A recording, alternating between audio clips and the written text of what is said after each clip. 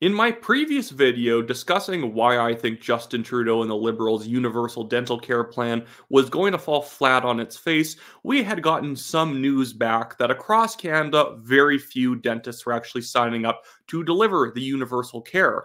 This is a program that basically relies on underpaying dentists for their services and hoping that enough of them are willing to do their very technical and cost-heavy job for like $15. It was obviously going to fail at the outset, but I at the time had assumed, well, maybe there's going to be like 4 or 5, maybe up to 9% uptake, but it will be a small minority of dentists actually willing to deliver this sort of care.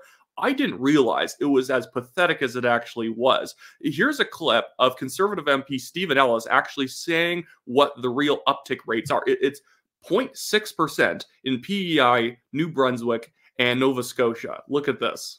The costly NDP Liberal coalition have announced another poorly conceived federal idea.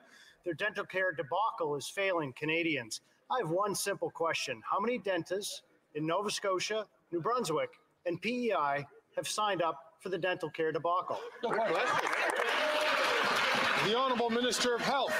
Well, it's great news, Mr. Speaker, because unlike the member opposite, we're working with dental providers and we're opening up a new portal, which means that in order to participate, all they have to do is accept that dental card and provide service.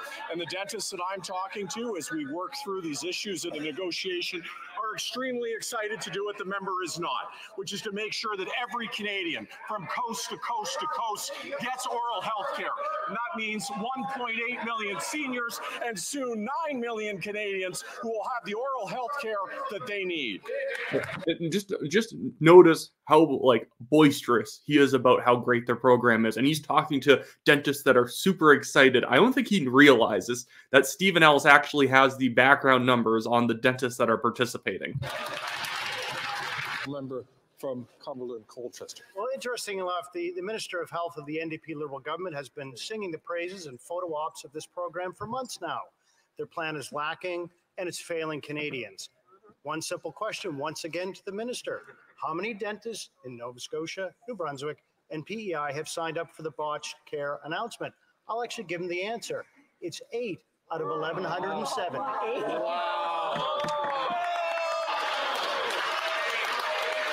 So if Mark Holland was talking to people that were super excited, that guy was searching. And I guarantee you, the only people that are signing up for this program are people very new to the dental field who don't have a lot of clients and are willing to take the universal dental insurance in order to do their job because they don't have anybody else. That's the only people who are actually going to sign up to do this work. This is the problem with a lot of government programs. It relies on actually paying the service providers or people providing the product way less than they actually should be. And you'll get some people out there saying, well, they should be accepting less. The government is bulk purchasing their services. What do you think insurance companies are already doing? They're paying out dentists at like half the rate an insurance company would, and they're trying to get rid of the deductible entirely, which means that dentists are being paid like $50 to do a teeth cleaning, or to like if you need a cavity filled, they're being paid a couple $100. And when you think of all the overhead costs on a dentist, this is not a cheap field to be working in. You're making nothing at the end of the day.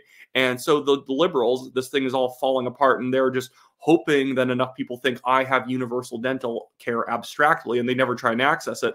And they somehow are more approving of the Liberals because abstractly I now have dental care. It's not true, but I want to see what Mark Holland says to this now.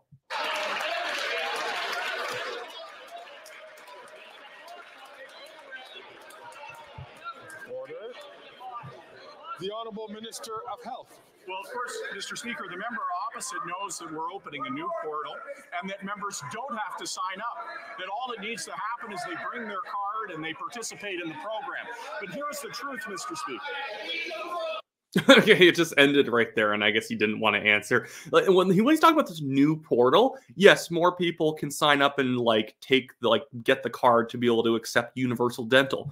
But they're not doing it. It's not because of a lack of knowledge about how to navigate the government websites to sign up for these programs. People don't want to deliver the programs because the program sucks. I'm not sure I can put that in any other terms. The program sucks and people don't want to participate because it turns out people want to do their jobs for a good wage, and a good wage is relative to the amount of skill and actual overhead costs that are involved in the job. So dentists are not going to do this for $30 an hour doing incredibly technical work that most people are not qualified to do, and they could have just gone to be accountants, or they could have just worked in construction and made way more money.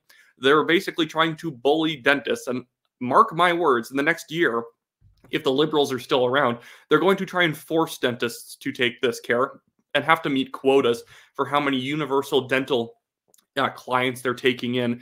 And then basically, because dentists are not making money, they're going to have to raise the rates on people with regular insurance or people who don't have insurance at all.